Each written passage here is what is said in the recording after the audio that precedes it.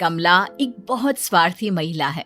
उसने पैसों के लिए एक ऐसे इंसान से शादी की जो पहले से शादीशुदा और एक बच्चे का पिता भी था। कमला के पति को मरे हुए एक अरसा बीत गया है। अब वो अपने सौतेले बेटे वैभव के साथ रहती है।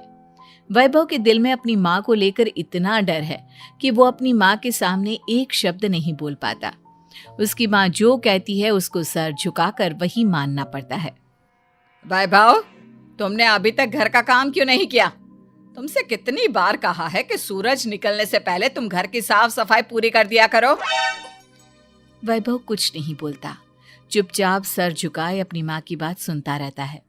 तभी पास में खड़ा नौकर सुखराम कहता है, मालकिन, वैभव बाबा को रात से तेज बुखार है, इसलिए वो सुबह जल्दी उठ नहीं पाए। उनके बदले मैं घर की साफ सफाई कर देता हूँ। इसे कोई बुखार नहीं है, वैसे जानती हूँ ये सब काम न करने के बहाने हैं। सुखराम काका, बोल दो इसे, सारे घर का काम यही करेगा और इससे समय पर अपना काम पूरा नहीं किया तो इससे आज का खाना भी नहीं मिलेगा। मगर मालकिन, वैभव बाबा की सच में ही तबीयत खराब है, आप एक बार देख तो लीजिए। कमला बिना कुछ बोले वहां से चली गई और बेचारा वैभव तेज बुखार में भी काम करता रहा। कमला वैभव की शादी एक ऐसी लड़की से कराना चाहती थी जो अनपढ़ हो और कमला से इसी तरह डरे जिस तरह वैभव डरता है, ताकि वैभव की सारी जायदाद और धन दौलत उसकी मुट्ठी में रहे। लेकिन आज के जमाने में ऐसी लड़की मिलना मुश्किल है। कमला कार में यही सब कुछ सोचती जा रही थी कि तभी रास्ते में, अरे ड्राइवर, तुमने कार क्यों रोक दी और ये इतना शोर कैसा? मैडम, आगे कुछ इसलिए भीड़ लगी है, मैं अभी भीड़ को साइड में करवाकर कार निकालता हूँ। ड्राइवर भीड़ को साइड करके कार निकालने की कोशिश करने लगा कि तभी कमला की नजर रस्सी पर चल रही एक फुलवा नाम की बंजारन पर पड़ी। क्यों ना मैं इस बंजारन की शादी वैभव से करा दूं? ये तो अनपढ़ लग रही है, मेरे पैरों तले दबकर भी रहेगी। मुझे अभी इसके माँ बाप से बात करनी होगी। ये सोचकर कमला ने उन बंजारों से बात की और उन्हें शाम को अपने घर बुलाया। फुलवा के माता पिता वहां उसे लेकर आ गए। उन्होंने इतना आलीशान घर पहले कभी नहीं देखा था। अच्छा हुआ आप लोग आ गए। देखिए, मुझे घुमा फिरा कर बात करने की आदत नहीं है, इसलिए सीधे सीधे मुद्दे पर आती हूँ। मुझे आपकी बेटी बहुत पसंद है। मैं अपने इकलौते बेटे की शादी आपकी बेटी फुलवा से कराना चाहती हूँ। इसके बदले में आप जो चाहो वो ले सकती हैं। तभी फुलवा की माँ कहती है, ये क्या कह रही है मैम साहब? कहीं आप हमारी गरीबी का मजाक तो नहीं उड़ा रही ना?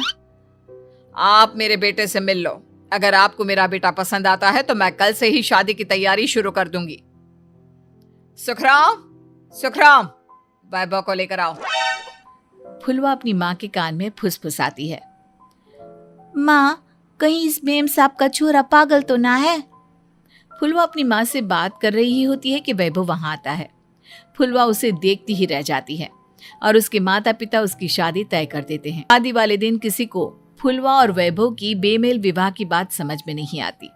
फिर भी एक औरत कमला से पूछ ही लेती है, कमला जी, आपने अपने इकलौते बेटे की शादी देहाती गवार से क्यों करा दी? ये बंजारन आपके घर की बहू बनने लायक तो नहीं है। कम से कम अपने स्टेटस का ही ख्याल कर लिया होता। बहू तो अपने टक्कर की लाती, आपने तो बंजारन को ही बहू बना लिया। अब कमला को समझ में नहीं आ रहा था कि इस बात का क्या जवाब दे। वो कुछ देर चुप रही और सोच समझ कर कहती है, बहन जी, आपको तो पता है आजकल के बच्चे किसी की बात कहाँ सुनते हैं। मैं तो अपनी बहू एक पढ़ी लिखी और अपनी सोसाइटी की ही ढूंढ रही थी। लेकिन मेरे बेटे ने मेरे सामने इस बंजारन को लाकर खड़ा कर दिया। बोला कि मैं शादी करूंगा तो इसी से। अब भला मैं क्या करती, मुझे अपने बेटे के सामने झुकना ही पड़ा। कमला की ये बातें सुखराम भी सुन रहा था। उसने ये सारी बातें वैभव को जाकर बता दी।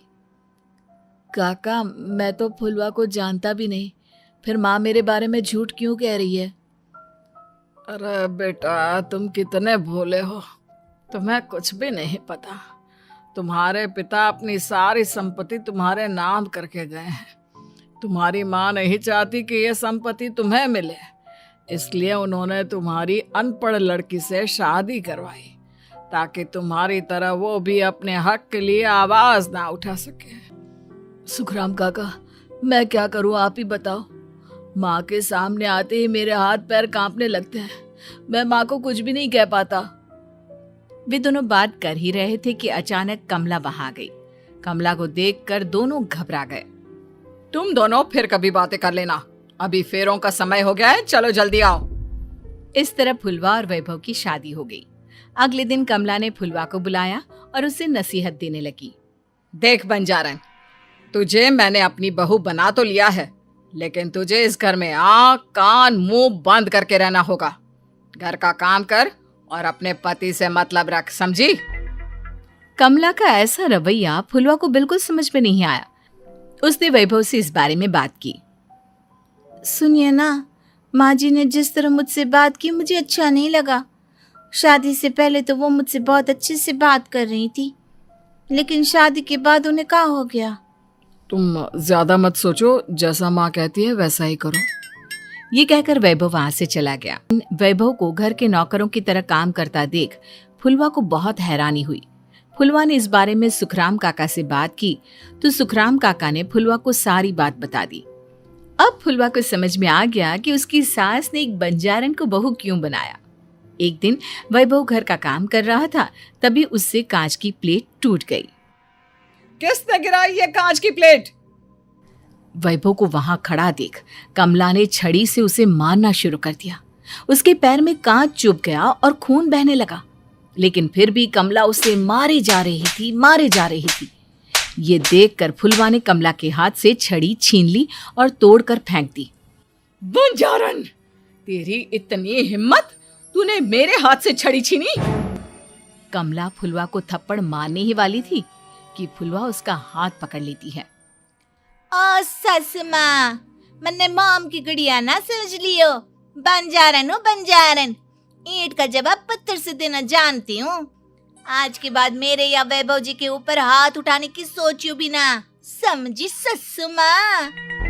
ये कहकर फुलवा वैभव को लेकर वहां से चली गई। उसने वैभव के पैर पर पट्टी बांधी, उसके आंसू पोंछे। वैभव ने पहली बार किसी के दिल में अपने लिए इतना प्यार महसूस किया। अब फुलवा वैभव का हर काम में हाथ बटाती, उसका बहुत ख्याल रखती। इस तरह दोनों बहुत ज्यादा नजदीक आ गए।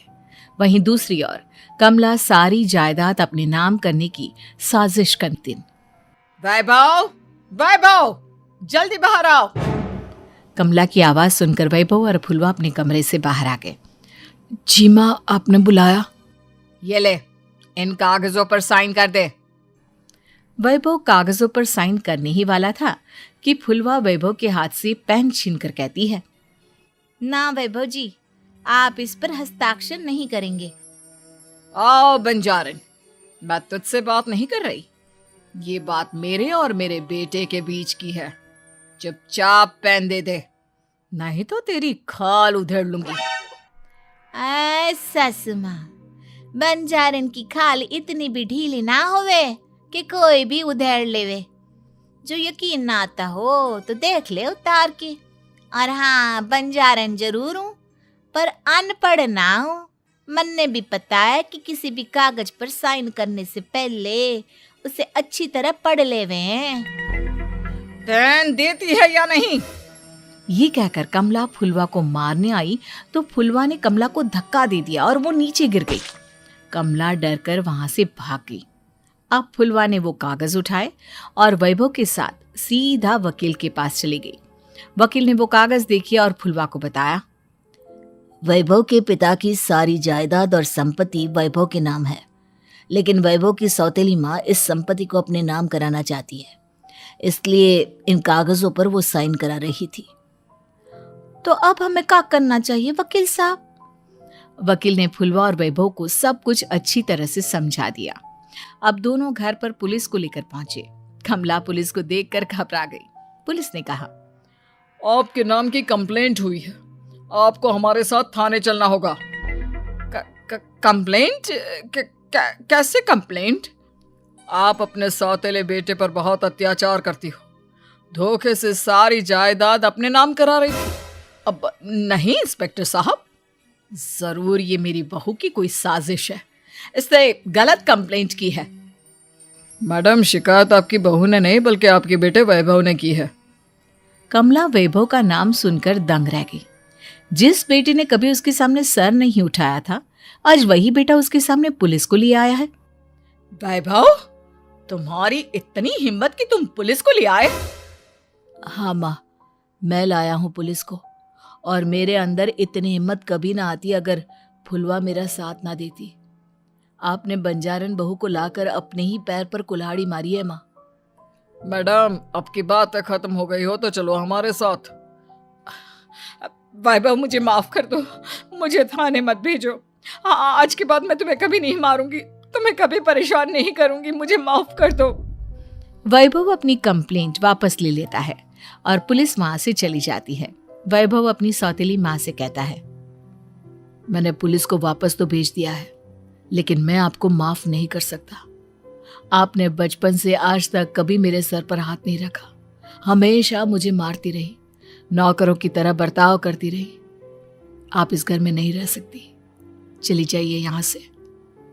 कमला घर छोड़कर चली गई और सड़क किनारे खड़ी होकर सोचने लगी, काश मैंने वैभव को माँ की तरह प्यार किया होता। इस प्रकार की और कहानियों के लिए कृपया हमारे चैनल को लाइक और सब्सक्राइब करना न भूलें। नीचे दिए गए बेल आइकन को जरूर दबाएं। कहानी सुनने के लिए धन्यवाद।